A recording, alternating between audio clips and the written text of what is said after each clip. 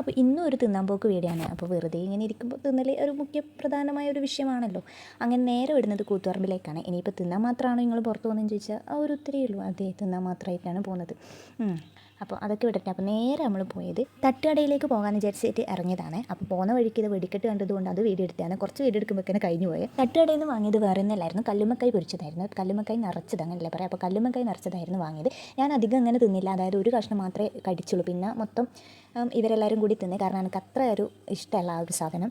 നമ്മൾ പിന്നെ അവിടുന്ന് നേരെ കൂത്തുപറമ്പ് കാർണിവൽ നടക്കുന്ന സ്ഥലത്തേക്ക് പോയി. ആരും ഉണ്ടായിരുന്നില്ല, അതായത് ആളെല്ലാം കുറവായിരുന്നു. അങ്ങനെ കാർണിവലിൽ ഉണ്ടാകുന്ന ആൾക്കാർ എല്ലാം കുറവായിരുന്നു, അത്ര അങ്ങനെ ആൾക്കാർ ഉണ്ടായിരുന്നില്ല.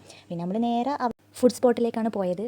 അങ്ങനെ ആടുന്ന് പാനിപ്പൂരി കഴിച്ച്, അയ്യോ കൊള്ളത്തില്ല, അത്രക്കും ദരിദ്രം പിടിച്ച പാനിപ്പൂരി ആയിരുന്നു.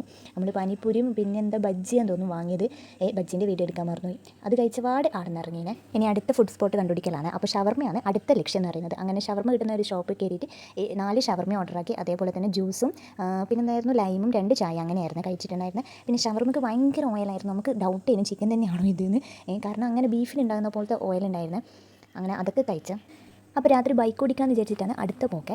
ഇപ്പോൾ എടുക്കുന്നത് എൻ്റെ അനിയത്തിയാണ്. അപ്പോൾ അത് കഴിഞ്ഞിട്ട് നമുക്ക് എടുക്കാമെന്നുള്ളൊരു രീതിയിൽ നമ്മൾ ബൈക്ക് തന്നെ വെച്ച് പിടിക്കുന്നുണ്ട്. അപ്പോൾ ബൈക്കെല്ലാം ഓടിച്ചിട്ട് വരെ ബായ്.